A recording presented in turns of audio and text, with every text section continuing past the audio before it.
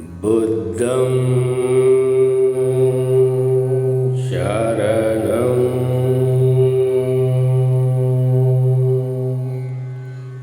गच्छामि।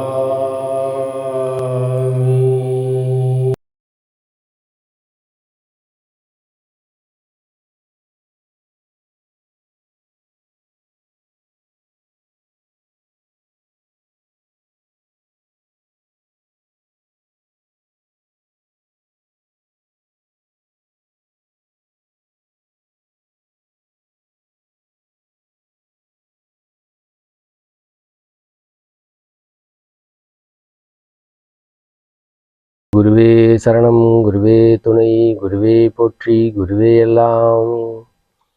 எல்லா உயிரும் பேரருள், பேரறிவு, பேராற்றல், பேரானந்தம் பெறட்டும்.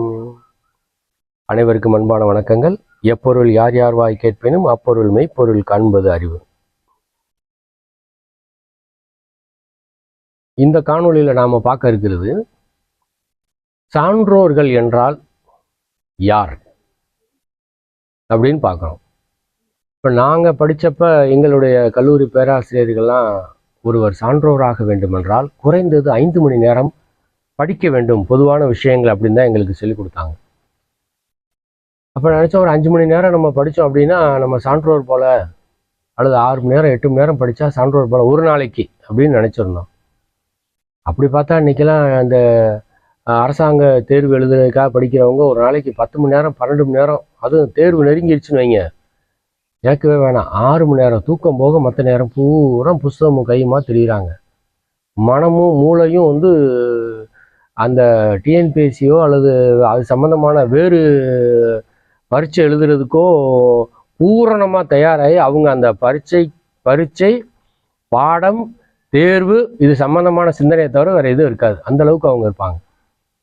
அப்போ 6 மணி நேரம் 5 மணி நேரம் படித்தால் மட்டுமே சான்றோர் ஆக முடியுமா அப்படின்னா, புத்தர் என்ன சொல்றார் அப்படின்னா, ஒரு சான்றோருக்குரிய குணநலன்கள் என்ன அப்படின்னா,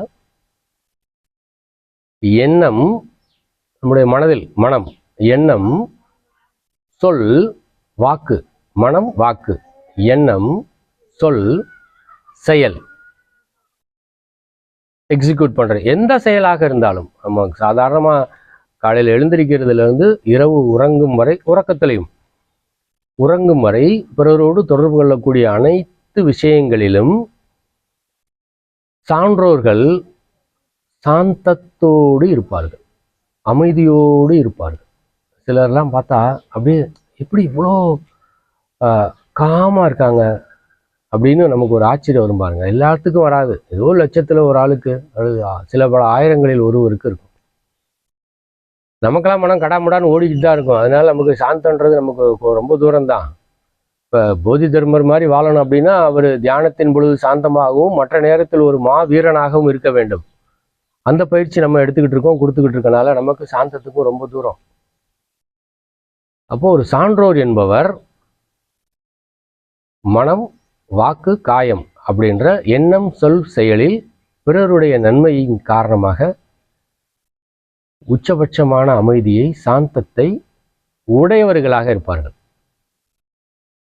சான்றோர். இரண்டாவது, எனக்கு இது வேணும், அது வேணும், இதை சாதிக்க போறேன், அதை முடிக்க போறேன், இந்த செயலில் நான் இப்படி சிறப்பாக வர போறேன், அங்கே பேர் வாங்க போறேன், அங்கே புகழ் வாங்க போறேன், அவங்களுக்கு இதை சொல்லித்தர போறேன், இவங்ககிட்ட போய் இதை கற்றுக்கிற போறேன் அப்படின்னு அவங்களுக்கு எந்த தேவையும் இல்லாத, அனைத்திலும் இருந்து விடுதலை பெற்றவர்களாக இருப்பார்கள். எந்த தேவையும் அற்றவர்களாக இருப்பார்கள் சான்றோர்கள் என்பவர். சான்றோர்களின் மூன்றாவது முக்கிய குணம் என்ன அப்படின்னா,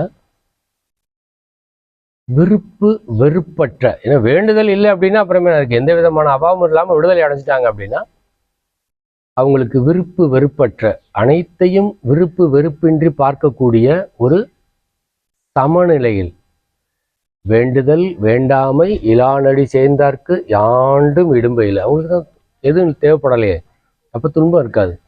துன்பமற்ற நிலைக்கு போனால் அவங்க எப்படி இருக்கணும்?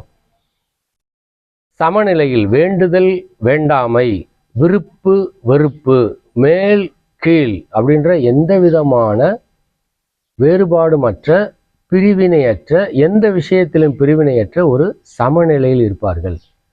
சான்றோர்கள் எனப்படுவர் இந்த 3 குணங்கள் மனம், வாக்கு, காயம் என்பதில் சாந்தி அடைந்தவர்களாக இருப்பார்கள்.